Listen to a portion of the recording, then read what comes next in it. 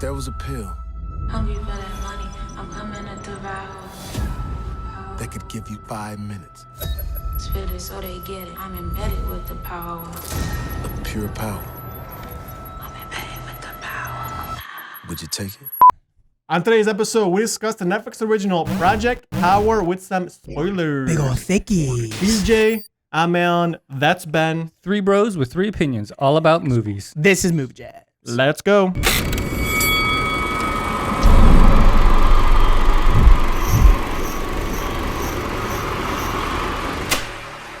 All right, so Project Power, aka Limitless meets X-Men. Yeah, that's a good analogy. I like that. Yeah, Limitless what it with was. a smart pill making Bradley Cooper ultra smart and Except this X-Men one with gives the you superpowers. powers. Yeah, it's great. It's a great analogy. Yeah, so Project Power, I thought it was a good movie. I didn't think it was the best movie. I thought it was a good movie. These guys are going to give their opinion shortly, and it's going to be very different from mine. You're not going to like it. I Now, don't know that. with that being said, what's this movie about? This movie is about Jamie Foxx, who was an Army Ranger. He was a major in the Army, and he was pulled out for Army scientific experiments, and somehow they developed this powers program within the military. And after Jamie Foxx got out, he went off, had a daughter, but his daughter somehow pulled the genetics from the power mutations that he was getting, and now she's born with him, and she forever has powers. Yeah. Whereas the people who take the pill in this movie that gives you powers for 5 minutes, which I thought was a really cool concept because I did like that. It was very specific. Yeah. well, yeah, and I really appreciated it because it wasn't your typical superhero movie where the superheroes just come onto the scene and they come flying in and they can do whatever they want and nothing happens. This gives it a very limited scope, a very limited opportunity to do something with it. 5 minutes is a huge weakness when it comes to having superpowers. So it really gets this movie into an interesting spot. And I really thought that they were going to go more into that angle, and they didn't. And that's, yeah, we'll get to that. Yeah. Yeah. So Jamie Foxx's daughter, the company finds out, oh, her powers don't go away. Well, we need to kidnap her and figure out why, so that way we can then reverse engineer that and Kind of use sounds it like for our Old benefit. Guard, doesn't it? Kind of does sound like Old Yeah, Guard. another Netflix Kind of original. sounds like Old Yeah, Guard. Same lots. concept. So this, Yeah. like we said, this concept's been done before. You're right, yeah. But this one is more interesting because they make it more superhero-y, and it's got, a little more oomph to it than Old Guard did, in my opinion. More action, I would say. Yeah, definitely more action. Yeah. But so after she gets kidnapped, it's Jamie Foxx's journey to try to get her back. And on that journey, he runs into the female actress. She did a really great job. Dominique Fishback. Yeah, Dominique Fishback plays a young student. I think she's probably in high school, and she's struggling in high school. Her mom is sick with diabetes, and I'm assuming it's the worst type of diabetes because they make a big deal about how she might die without surgery. And so she gets caught up in this powers thing because she needs to make money for her mom, and she finds out about the power pills, and then she starts selling them. And they're selling for like $500 a pop. I was so going to you're say, paying, they're expensive. yeah, you're paying $500 Yeah. for 5 minutes. Right, 5 that's- minutes. And after that, she gets caught up in it because Jamie Foxx finds her, and they just go on this hunt for his daughter. Joseph Gordon-Levitt, who did a really good job in this movie, he gets entwined into it also because he's the police officer that ends up investigating this case.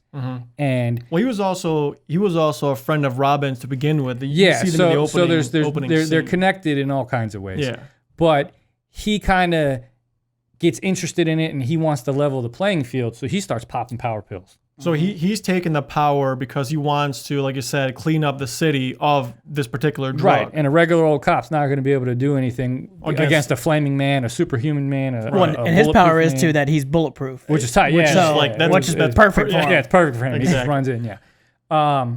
So it's a story that's been done before, and they didn't do a terrible job, but it had a really good potential to develop into something even better. They focused on the special effects, which were pretty good for a Netflix movie. I thought they were good, yeah. Yeah, they were good, and it focused in on the stereotypical kidnapped, gotta rescue her scenario, and it's been so played out, and they didn't develop the character Any powers characters. or anything Right. well enough. So they could have taken these superpower things and shown you more about how it's only 5 minutes and shown you more of the limitations. They could have put more sequences in the movie where having it only last 5 minutes was a problem. And they did that like 2 or 3 times. Well, they explained to where, throughout evolution, like animals evolved very specifically as opposed to humans. And that's pretty much what they're saying is every one of us has a specific power like within us. Right. And this pill kind of unlocks that. Now, the problem is that you don't know what power you're going to get because even one guy takes it and blows up. Yeah. So it's it's not like, oh, I'm gonna take this pill and be bulletproof. Like that just right. Which in my opinion is cool. Adds into the dynamic of why this movie was so interesting because they could have spent more time developing that and showing the issues that come in and the limitations that come in with, hey, it's only 5 minutes. You never know what you're gonna get, and we never really saw anybody get a superpower that wasn't useful. I mean, they could have done something to where like. They could have threw a character in where it was life or death, and he never used a power pill before, and he popped it, and it didn't do anything. Well, I'm gonna say your boy MGK was in this, and his power was not very useful. Well, I did like that. That's the one thing they nailed. His was not very useful. That's the one thing they nailed. Catches on fire. Yeah. Well, like we said, sounds terrible. Combust. Yeah. Well, like we said in the beginning of this, we're gonna have spoilers, and I want to talk about this spoiler because when that happened, and it happened pretty early in the movie, I really liked that because you got. The Human Torch flying around just ooh, I'm on fire now and stuff. But this actually showed, when you're on fire, your skin burns. Well, you I melt. think the whole left side of his face was like burned. Yeah. So that is what I'm talking about, where they needed to focus more in on stuff like that. They needed to expand on, hey, yeah, this thing is awesome because it gives you superpowers, but there's a huge risk, and they kind of hinted at it, but they didn't give it enough. They only hinted at it, I think, was when the girl was in the tank, the ice girl. Yeah. That was the only part of the movie where they hinted towards it, where it's a huge risk. Yeah, and talk about action scenes, though. When they filmed that action scene I thought it was very from her cool. perspective. Yeah, that was cool. So this ice girl, she's behind this barrier where they can regulate her temperature. And, of course, something happens during the action scene and the temperature regulator breaks and she starts to freeze to death. But then you're watching the action take place through her perspective through this kind of like iced up foggy window, and it's just a really awesome action scene. I thought that was pretty. That was the best. That was the best action scene of the whole movie.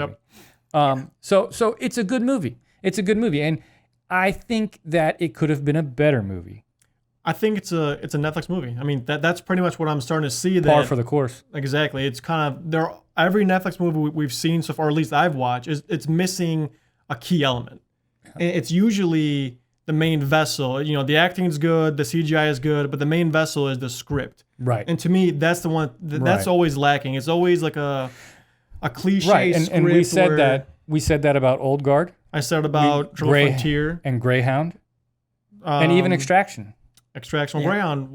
There wasn't Netflix, was it? No, but that's a direct-to-TV streaming. It was, thing. yeah. It was. I'm sorry, yeah. Greyhound wasn't Netflix, but still, same concept. Same, exactly. It was missing something. Yeah. You've been awfully quiet. Well, I know you guys think I hate it, but I actually didn't hate it. Oh. I actually thought taking a pill and how everybody has a different superpower was actually kind of cool. I like based on your genetics. I also DNA like the fact that you don't know. Yeah. And if you pop it, you could explode. Yeah. Which made me think, I was sitting there going, would I take it? Yeah, you would. I wouldn't. Dude, I wouldn't. What if you could turn into? What if you turn Because into I would pasta? be the guy who explodes. No, you would turn into pasta for 5 minutes. But then I'd eat myself, and then it'd be a disaster. No, yeah, but I think it was a really cool concept. But I just think, like you said, the script was lacking, and this A lot. surprisingly, the guy who wrote this script, Mattson, what's his name? Mattson Tomlin. This was his first ever screenplay. Oh, was it really? Yeah, it was his first ever screenplay. For a first-time job, it's pretty good. Yeah, well, and this caught the attention of Matt Reeves. Matt Reeves is doing the new Batman movie, and so he got him to co-write the Batman movie. Back to comic books with this guy. Yeah, well, sorry. That's just the way it is. So what do you rate it? What do I rate this? 7. Okay. I'm going to give it a 5. Solid 5. 5. I'm gonna go. Yeah. Yeah. Honestly, I'm gonna go in between you guys. I'm gonna go 6 just because it has so much potential, but it fell short. Well, you know me. I'm not a big superhero, X-Men action kind of guy. So, but I did like it. I enjoyed it. I mean, it's worth the watch. It's worth the watch. It's worth a watch. It's been. And I like done Jamie before. Foxx. Jamie Foxx is. I like watching. Jamie Foxx. Joseph Gordon-Levitt. He's awesome too. I like them both. Yeah. Yeah. Both. But this reminds me of a lot of stuff. I mean, like you said earlier, Limitless, Lucy. You had a movie on Netflix that you've already seen that you said was called Code 8. And it's Code 8. Similar. Yeah. The Boys on Amazon. The Boys. It's similar concept, not exactly the same. And then there's a book that I've read, Mistborn Trilogy by Brandon Sanderson.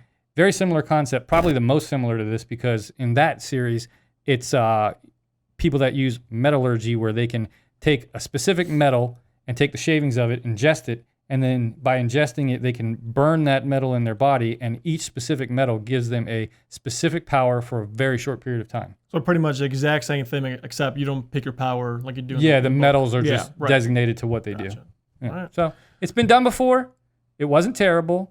I thought the cinematography was amazing. I thought like whoever the cinematographer for this was great. I mean, the depth of field shots, the color grading, everything was awesome. If the storyline was any better, it'd probably be a 9, but it was just a very cliche, oh, I got to get my daughter back storyline. So Yeah, but if you're watching movies on Netflix, no, as far as a Netflix movie goes, it's good. as far as Netflix, watch it. It's definitely worth a watch. Yeah, if you want to kill a couple hours, Yeah. pop it on, you'll be good to go.